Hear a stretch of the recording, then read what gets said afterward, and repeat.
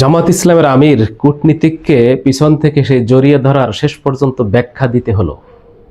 এটা আমাদের বাংলাদেশের যে কত নোংরামি কালচার একটা, অর্থাৎ আমরা এই মিডিয়াগুলো কিভাবে একটা লোককে, ভালো কাজগুলোকেও আমরা কিভাবে খারাপভাবে উপস্থাপন করতে পারি তার নজির আমরা বাংলাদেশে কয়েকদিন ধরে সোশ্যাল মিডিয়ায় দেখলাম। অর্থাৎ যাদের একটু চুলকানি আছে জামাত সম্পর্কে, যাদের এই ডক্টর শফিকুর রহমানকে নিয়ে অনেক চুলকানি আছে, তারা এই ভালো কাজটাকেও আমরা দেখেছি কিভাবে নেগেটিভলি উপস্থাপন করছেন। কেন তিনি এই কূটনীতিককে পিছন থেকে জড়াই ধরলেন? আরে বাহ, কি একটা অবস্থা তৈরি করেছে।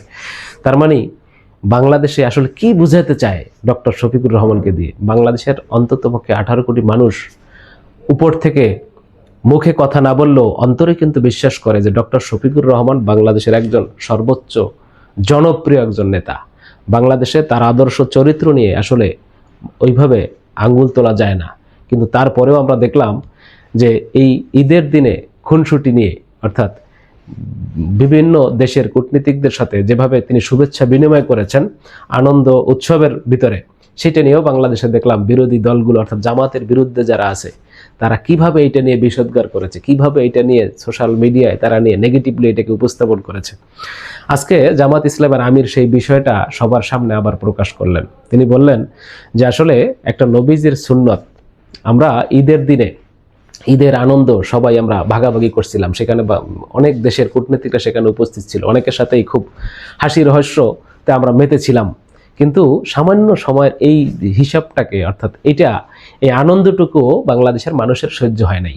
যারা জামাত বিরোধী, যারা জামাত নিয়ে যাদেরকে খুব বেশি চুলকানি আছে, তারা এটা সহ্য করতে পারে নাই যে একটা কূটনীতিকদের সাথে এত সুসম্পর্ক কেন জামাতের আমির হবে, জামাতের আমির কেন তাদের সাথে এত ভালোভাবে কথা বলবেন, মিশবেন, আনন্দ ফুর্তি করবেন, এইটা বিরোধীদের আসলে মোটেই সহ্য হয় নাই। যে কারণে এইটা নিয়ে তারা বিভিন্ন রকম নানা উল্টা পাল্টা কথা বলছে। অথচ এটা আমাদের নবীজির একটা সুন্নাত। আর যারা এই সুন্নতকে যারা খারাপ চোখে দেখেন, আমরা মনে করি না যে তাদের ভিতরে কোনো ইমানের এক বিন্দু পরিমাণ ইমান থাকতে পারে।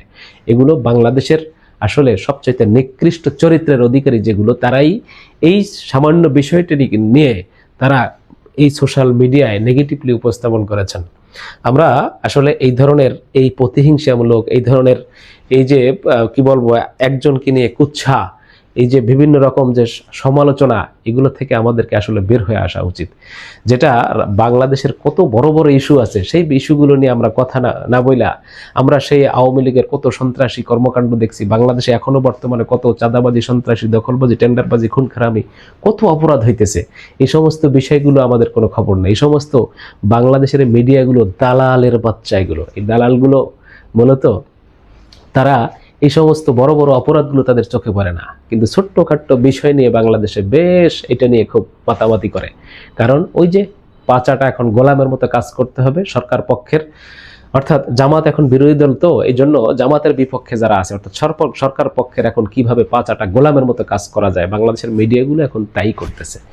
কিন্তু বাংলাদেশের সাধারণ জনগণকে কিন্তু আসলে এত সহজে ভুল বোঝানো যায় না। যতই সোশ্যাল মিডিয়ায় ঘুরপাক খাক না কেন, মানুষ যতই উস্কানিমূলক এই ধরনের প্রচার করুক না কেন, কিন্তু বাস্তবে বাংলাদেশের মানুষ সেটা আসলে সত্যিকারে বোঝে যে কোনটা সত্য, কোনটা মিথ্যা, কোনটা ভালো, কোনটা মন্দ।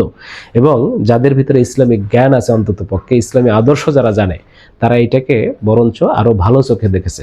কিন্তু বাংলাদেশের এই মিডিয়াগুলো এটাকে নিয়ে বড় নেগেটিভলি উপস্থাপন করছে। তো প্রিয় দর্শক শ্রোতা, আপনাদের কোনো মতামত থাকলে অবশ্যই কমেন্টসে জানাবেন। আশা করি ভালো থাকবেন, ইনশাআল্লাহ। খোদা হাফেজ।